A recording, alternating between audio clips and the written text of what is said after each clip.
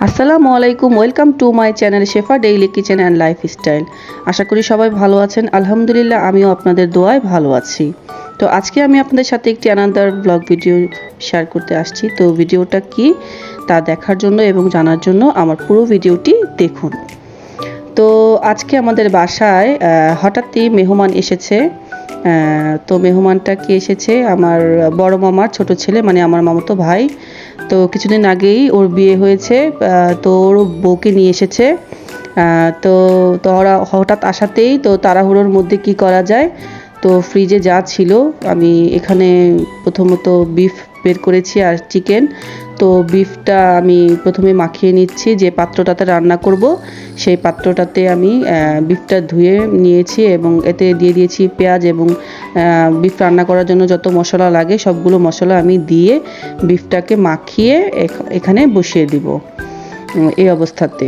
তো যেহেতু বেলা অনেক বেশি হয়ে গেছে আর রান্নাটা আমি এখানে করতে গেলে অনেকটা সময় চলে যাবে, যেহেতু দুপুরও ঘনে আসছে, খাওয়ার একটা টাইম হয়ে যাবে। তো এই জন্য আমি আমার গরুর মাংসটা আমি আমার গ্যাসে বসিয়ে দিব। তো এই তো আমি সব মশলা দিয়ে আমার মাংসটাকে হাত দিয়ে তেল দিয়ে এখানে আমি মশলাটাকে হাত দিয়ে মাংসগুলোকে নেড়ে মাখিয়ে নিচ্ছি। তো এই অবস্থাতে আমি এই গরুর মাংসটাকে আমি আমার গ্যাসের চুলাতে বসিয়ে দিলাম। তো এইদিকে আমার গরুর মাংসটা মোটামুটি কষানো শেষ। তো আমি এখানে পরিমাণ মতো ঝোল দিয়ে এখানে এটাকে আমি একদম ডিম আঁচে বসিয়ে দিলাম। দিয়ে আমি আমার বাড়ির যে ছাদে আমার একটি মাটির চুলা আছে, তো সেই চুলাতে আমি আমার মুরগিটা এখন রান্না করে নিব। আর ওইদিকে আমার গরুটা হচ্ছে, ওটা আমি একদম লো হিটে দিয়ে এসেছি। তো এইদিকে তো আমি মুরগিটা বসিয়ে দিলাম প্যানে। আমি তেল পেঁয়াজ দিয়ে মশলা টশলা দিয়ে এই যে পেঁয়াজগুলোকে লাল লাল করে ভেজে নিয়েছি। তো এই অবস্থাতে আমি বাকি মশলাগুলো অ্যাড করে দিব। তো এখানে আমার চিকেনটা হয়ে যাচ্ছে। যেহেতু আমি বিফটা একটু ভুনো করে রান্না করছি কষা কষা স্টাইলে, তো এজন্য আমি চিকেনটাকে একটু ঝাল এবং ঝোল করে রান্না করছি। তো এখানে আমি চিকেনের যে বাকি মশলাগুলো দিয়ে দিলাম। এরপরে এটাকে আমি কষিয়ে এখানে রান্না করে নিব। এবং অন্যদিকে আমার বিফটাও প্রায় হয়ে এসেছিল।